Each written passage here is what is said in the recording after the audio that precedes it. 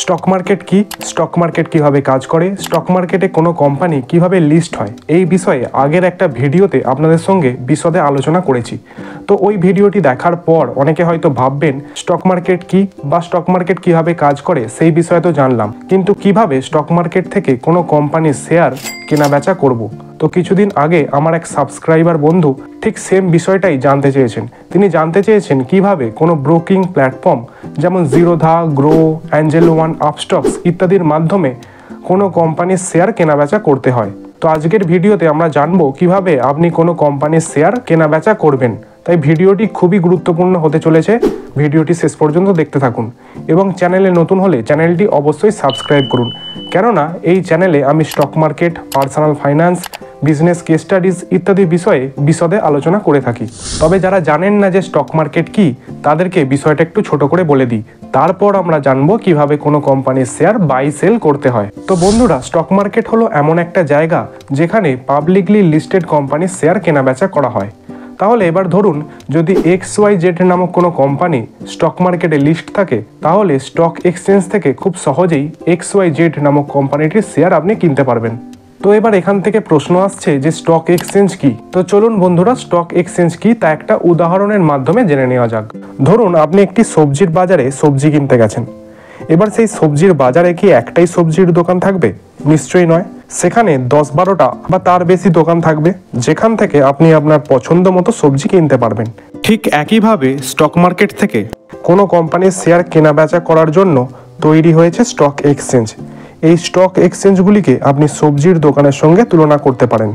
ভারতে প্রধানত দুটি সবচেয়ে বড় স্টক এক্সচেঞ্জ রয়েছে।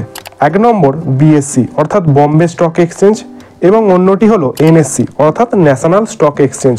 এবার সবজির বাজারে আপনি যেমন আপনার পছন্দ মতো সবজির দোকান থেকে সবজি কেনেন, ঠিক একই রকমভাবে স্টক মার্কেটে এই দুটি স্টক এক্সচেঞ্জের মাধ্যমে আপনার পছন্দ মতো যে কোনো স্টক এক্সচেঞ্জ থেকে শেয়ার কেনাবেচা করতে পারবেন।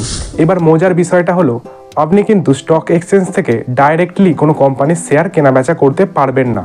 তার জন্য একটি মধ্যস্থতাকারীর প্রয়োজন, যাকে ইংরেজিতে স্টক ব্রোকার বলা হয়। তাই স্টক মার্কেটে ইনভেস্ট করতে গেলে আপনাকে সবার প্রথমে ব্রোকারের কাছে ব্রোকারেজ অ্যাকাউন্ট ওপেন করতে হবে।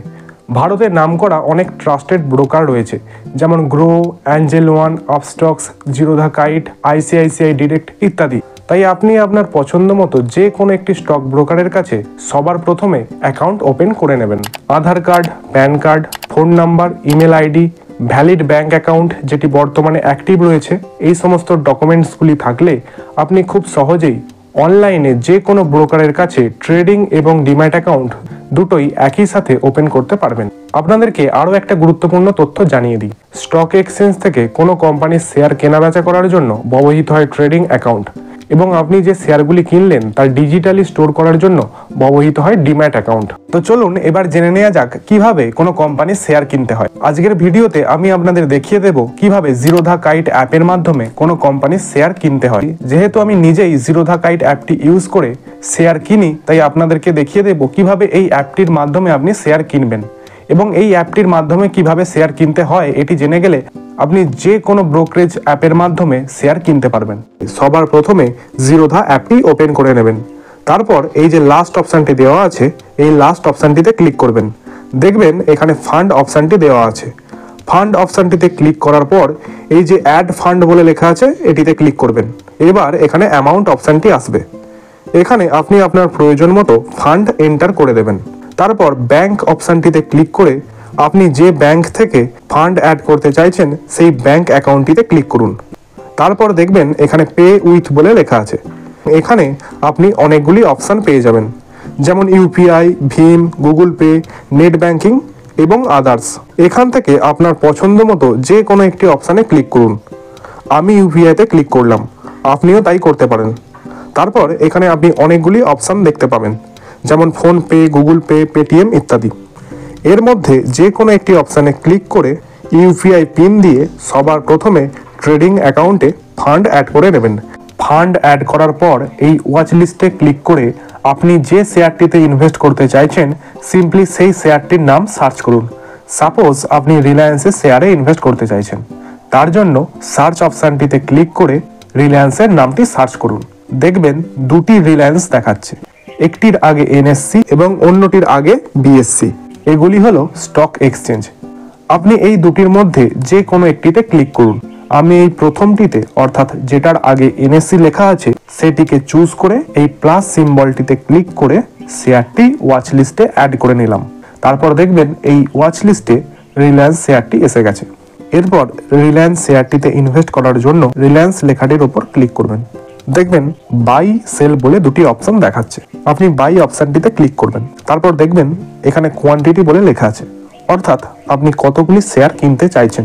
সাপোজ আমি 5টি শেয়ার কিনবো, সো এই কোয়ান্টিটির জায়গায় 5 লিখে দেব।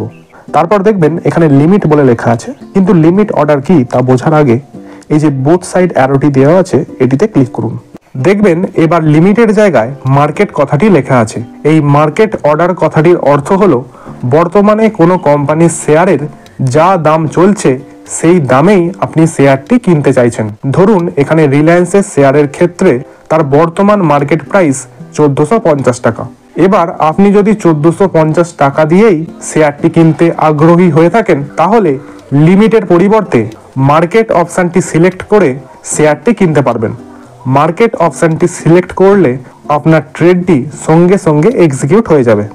কিন্তু আপনি যদি মনে করেন 1450 টাকা দামটা বেশি হয়ে যাচ্ছে, 1430 টাকায় রিলায়েন্স শেয়ারটির ফেয়ার ভ্যালু, তখন আপনি লিমিট অপশানটি সিলেক্ট করে এখানে 1430 লিখে দিন।